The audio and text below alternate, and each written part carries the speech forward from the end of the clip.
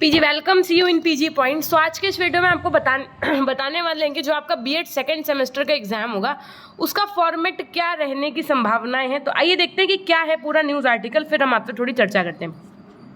देखो, BEd first semester तो आप झेल चुके हो। मैम झेल क्यों बोल रही, इसलिए क्योंकि उन्होंने at the end of the scheme जब तक आपकी नहीं लॉन्च हुई थी तब तक उन्होंने एक तरीके से ये कहीं पे ऑफिशियली नहीं बताया कि आपका मोड एग्जाम का क्या रहने वाला है। सेम कंडीशन आपकी सेकंड सेमेस्टर में भी हो रही है। तो आज आपका एक ये हिंदुस्तान अखबार आर्टिकल का, आप एक अखबार का आर्टिकल देख पा रहे हो जिसमें इन्होंने स्नातक और परा स्नातक की जो परीक्षाएं हैं 12 मई से, उसके संबंध में बात की। और ये वार्षिक परीक्षाओं से संबंधित बात की गई है कि CSVMU कानपुर 12 मई से आपकी वार्षिक परीक्षाएं शुरू होंगी। ठीक है, जो यहाँ से जुड़े हुए संबद्ध महाविद्यालय वहाँ की, खैर ये तो एक अलग की बात होगी।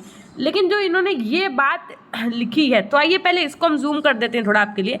इन्होंने यहाँ पर लिखा है साफ साफ कि सम सेमेस्टर की परीक्षाएं भी ऑब्जेक्टिव माध्यम से होंगी कि नहीं होंगी। अब देखो जरा, सम सेमेस्टर की परीक्षाओं पर भी, भाई बीएड सेकंड सेमेस्टर, सेकंड का मतलब सम सेमेस्टर आपका, तो सम सेमेस्टर की परीक्षाओं पर भी मंथन हुआ। ये परीक्षा नई शिक्षा नीति के तहत होंगी, सीधी बात है। और सम सेमेस्टर की परीक्षा के में पेपर का प्रारूप ऑब्जेक्टिव माध्यम से होगा। ये नहीं लिखा है कि हो सकता है, यहाँ पर इन्होंने होगा लिखा है। जरा शब्दों पे गौर करिएगा कि सम सेमेस्टर की परीक्षा में पेपर का प्रारूप ऑब्जेक्टिव माध्यम से होगा, कार्यक्रम जल्द जारी होगा। ठीक है, ये आपका क्या है, सेकेंड सेमेस्टर के लिए इन्होंने बात की है। बाकी CCTV कैमरा की निगरानी में रहेगी, वो तो एक अलग फैक्टर हो गया।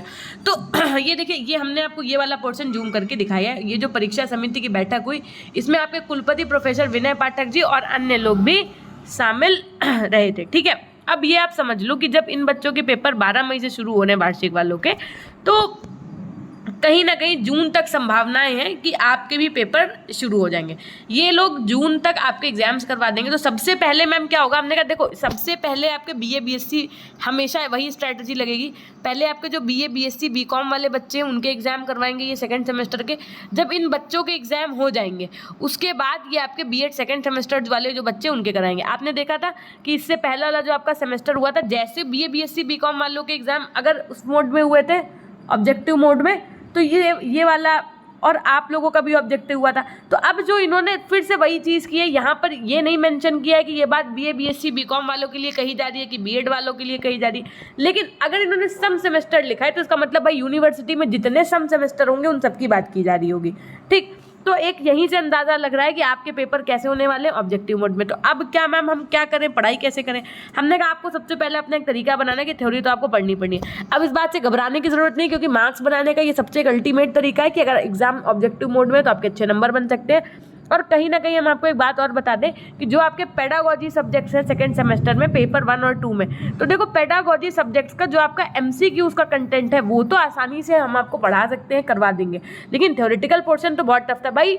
सातों एक दिन अगर हम एक दिन बच्चों की क्लास लगा दें, 50-50 क्वेश्चन भी करवा देंगे, तब भी आपका रिवीजन हो जाएगा पेडागोजी सब्जेक्ट्स का। लेकिन अभी नहीं, थोड़े समय के बाद। तो MCQs हम आपकी प्रैक्टिस करवा सकते हैं, लेकिन थ्योरेटिकल तो फिर हम कैसे करवा दें सबका।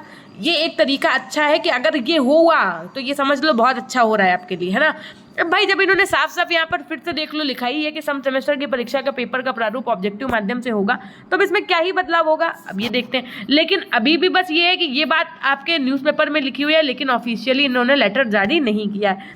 और कहीं ना कहीं आप ये मतलब सोचो कि भाई वो BA BSc BCom वालों का होगा, हमारा तो BEd है मैम, तो क्या मैम कुछ बदलाव हो सकता है? हमने कहा एक बात बताओ, हमने कहा पिछली बार भी तो यही चीज़ें थी।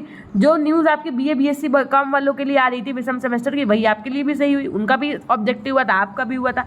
तो कहीं ना कहीं हम ये कह सकते हैं कि आपका पेपर भी ऑब्जेक्टिव मोड में होने के पूरे चांसेस हैं। ठीक है, सो अब देखते हैं आगे। अगर ऑफिशियली ये चीज़ आ जाती है तो इट्स वेल एंड गुड, नहीं तो आप अभी दोनों तरीकों से पढ़ाई करते रहिए, तो क्योंकि थ्योरी तो पढ़नी पड़ेगी। शाम को सुनो कान खोल के, शाम को 4 बजे हम आपकी एक क्लास ले रहे हैं EVS की। फिलहाल जिन बच्चों ने पेपर 4 में पर्यावरणीय अध्ययन लिया उनके लिए वो क्लास चल रही। जल्दी आपकी शिक्षा के तकनीकी परिप्रेक्ष्य की क्लास लूँगी। और जैसे हमने इस बार आपको पैटर्न बनाया कि एक कॉपी ले लो, डेट वाइज डालते जाओ, 1 लीनियर पॉइंट्स लिखते जाओ। यही 1 लीनियर पॉइंट्स आपके MCQs अगर पेपर आए तो बन करके उभरेंगे, समझ रहे हो। तो ये एक तरीका है। बाकी आप हमारे टेलीग्राम चैनल से जुड़ जाइए, वहाँ पर आपको सारी क्लासेस का लिंक मिल जाता है। टेलीग्राम चैनल से जुड़ने के लिए आपको क्या करना पड़ेगा, सर्च करना पड़ेगा ऐप। अगर आपको हमारा पीजी पॉइंट ऐप इंस्टॉल करना है, जहाँ पर आपको हम सारी इंपॉर्टेंट पीडीएफ्स वगैरह देंगे, तो उसके लिए आपको क्या करना है, पीजी पॉइंट एप्लीकेशन इंस्टॉल करना है प्ले स्टोर से जाकर के, ठीक है। सो ये थी एक छोटी सी जानकारी। मिलते हैं हम आपसे नेक्स्ट वीडियो के माध्यम से, न्यू अपडेट्स के माध्यम से। तब तक के लिए यदि चैनल पर नए हैं तो सब्सक्राइब करके बेल आइकन प्रेस कर लीजिएगा। मिलते हैं हम आपसे नेक्स्ट वीडियो के माध्यम से। धन्यवाद।